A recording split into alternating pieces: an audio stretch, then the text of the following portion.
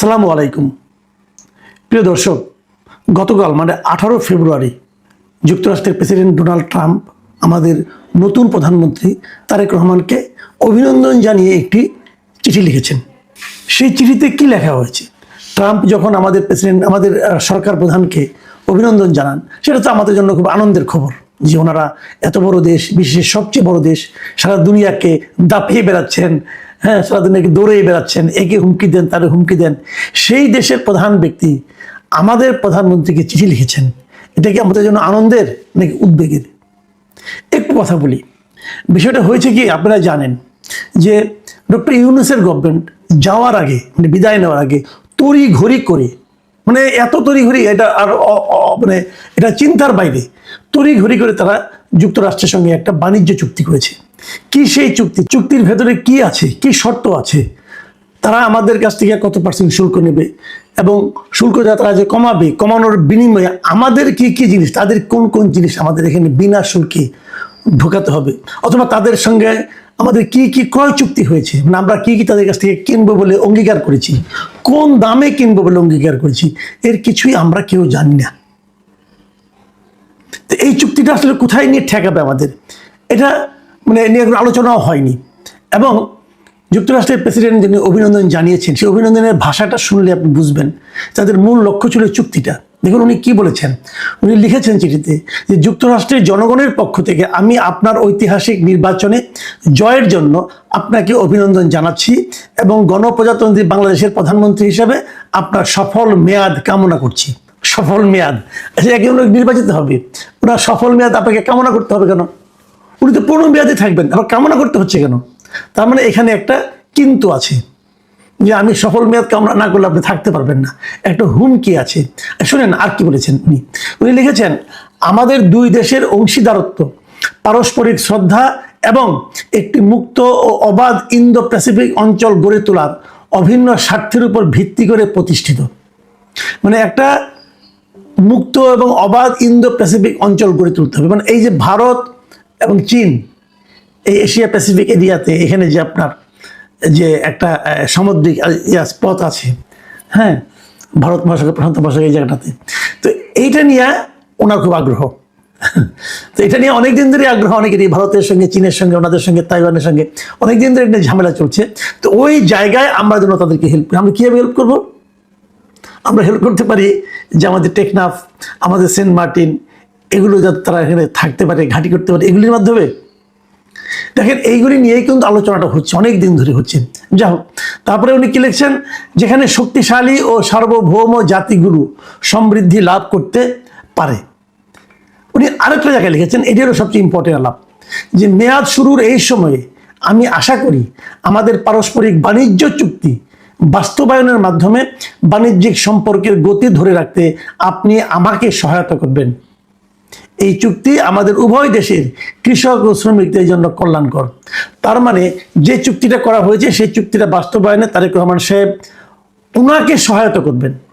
মানে চুক্তি বাস্তবায়নে লাভটা ওনারই হবে, ওনাকে, আমাদেরকে হেল্প করতে হবে, আমাদের দেশকে। এই হলো গিয়ে তার চিঠির ভাষা। কেন এই চুক্তিটা করা হয়েছিল ওই সময় তড়িঘড়ি করে, এটা নিয়ে অনেক কথা হয়েছে। কিন্তু যে এই চুক্তিগুলো তারা এমনভাবে করছিল যে বলতে পারতো, কিন্তু ডক্টর ইউনূস বলতে পারতো না যে আমাদের যাওয়ার সময় হয়েছে, আমরা এখন চুক্তি করব না, নতুন সরকার আসবে তারা চুক্তি করবে, তারা জানবে তারা কীভাবে দেশ পরিচালনা করবে। কিন্তু তা না, ওনারা অতি দ্রুততার সঙ্গে এই চুক্তিটা করেছেন। এবং বলা হয়ে থাকে, এই কথা সত্য মিথ্যা আমরা হয়তো পরবর্তী সময় বুঝতে পারবো, বলা হয়ে থাকে এই যে ইউনূস সরকারের প্রতিনিধি হিসাবে ডক্টর খলিলুর রহমানকে গুরুত্বপূর্ণ পদে, মানে পররাষ্ট্রমন্ত্রীদের আইনে বসানো হয়েছে, সেটা এই চুক্তিটার কারণেই, যে বাণিজ্য চুক্তি বাস্তবায়নের জন্য, যুক্তরাষ্ট্রের সঙ্গে সম্পর্ক ভালো রাখার জন্য, অথবা যুক্তরাষ্ট্রের কাছে যে যে জিনিস, যে যে দাসখত দিয়ে আসা হয়েছিল সেটাকে যেন অক্ষরে অক্ষরে মানে পালন করা যায়, এই জন্যই ওনাকে সকল সমালোচনাকে উপেক্ষা করে ওনাকে পররাষ্ট্রমন্ত্রী বানানো হয়েছে। এরকম কথা আলোচনা হচ্ছে, কিন্তু সত্য মিথ্যা আমি বলতে পারবো না। আমিও দর্শকদের বলছি, আপনাদেরকে সত্য মনে করবেন না, সত্য না হোক এটি আমরা চাই। কিন্তু এই আলোচনাগুলো যখন উঠছে তখন আমরা কিভাবে এটাকে উপেক্ষা করব? দেখুন আরেকটা কথা, মানে আসলে আমি মাঝে মাঝে ভাবি যে ডক্টর ইউনূস লোকটা আছে না, এই ভদ্রলোক আমাদের দেশের এই 1.5 বছরে এত ক্ষতি করে দিয়ে গেছেন, এত ক্ষতি, যার কোনো সীমা হয় না। একটা গণ আন্দোলন, যে আন্দোলন থেকে আমরা অনেক কিছু পেতে পারতাম, সেটা কিন্তু ধ্বংস করে দিয়ে গেছেন। স্টুডেন্টদেরকে ক্ষমতার লোভ দেখিয়ে, তাদেরকে মন্ত্রী বানিয়ে স্টুডেন্ট অবস্থায় তাদেরকে মানে আপনার নানা রকম অনৈতিক কর্মকাণ্ডের সঙ্গে লিপ্ত করে দিয়ে গেছেন। তাদেরকে যে পলিটিক্যাল পার্টি বানিয়েছেন, তাদেরকে আবার ক্ষমতা শেয়ার দেওয়ার চেষ্টা করেছেন, উনি নিজে ভূমিকা রেখেছেন, এগুলি করেছেন। আর বিপরীত দিকে দেশটাকে গরিব বানিয়ে দিয়ে গেছেন। কত লোক যে বেকার হয়েছে ওনার সময়, 400 থেকে 450 গার্মেন্ট ফ্যাক্টরি বন্ধ হয়ে গেছে এই ডক্টর ইউনূসের সময়। ওনাকে বলা হয় উনি নাকি দারিদ্রকে জাদুঘরে পাঠাবেন। উনি কিন্তু মানে অনেকদিন ধরে ওটা মটো উনি বলে আসছেন যে আমি দারিদ্রকে জাদুঘরে পাঠাবো। জাদুঘরে কি পাঠাবো? ওনার আমলে, এই ওনার এই 1.5 বছরে এই দেশে নতুন করে আরো 30 লাখ লোক বেকার হয়েছে। এটা ডক্টর ইউনূস করে দিয়ে গেছেন। এবং অর্থনীতির বিভিন্ন প্যারামিটারে আপনি যদি দেখেন, আপনার মাথা খারাপ হয়ে যাবে যে সরকারি বিনিয়োগ গত 10 বছরের মধ্যে সর্বনিম্ন পর্যায়ে রয়েছে। এবার সরকার তো কিছু বিনিয়োগ করে বিভিন্ন খাতে, সবচেয়ে নিম্ন, গত 10 বছরে এত নিম্ন পর্যায়ে কখনো বিনিয়োগ ছিল না। নট অনলি দ্যাট, খেলাপিরি নিয়ে আমরা কথা বলি, সারা দুনিয়াতে এত খেলাপিরি আর কোথাও না যেটা ওনার সময় হয়েছে। এই 2025 সালে যে 30শে সেপ্টেম্বর পর্যন্ত গত বছরের, এটা তো প্রান্তিক ধরে ধরে হিসাব করে, এই প্রান্তিকে আমাদের এখানে খেলাপি ঋণের পরিমাণ হলো এই সময়ে 6,44,515 কোটি টাকা। 6,44,000 কোটি টাকা, ভাবেন একবার আপনি। এত টাকা কি খেলাপি ঋণ, মানে লোকজন, এই ব্যবসায়ীরা টাকাটা ব্যাংক থেকে নিয়েছে, নিয়ে আর ফেরত দিচ্ছে না।